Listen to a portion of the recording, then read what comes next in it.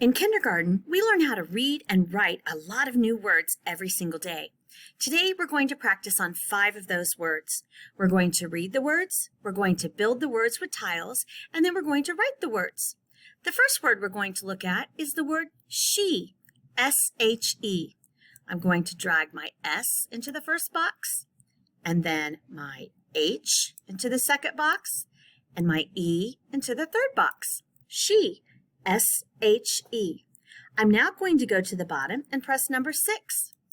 I can see my writing paper now, so I'm going to write the word she. S-H-E.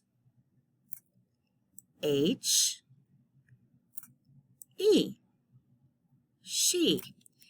Now I can go back to number 1 to double check myself. Yeah, S-H-E is spelled right.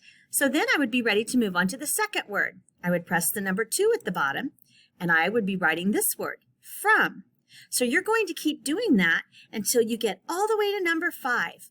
I hope that you do a great job spelling your words.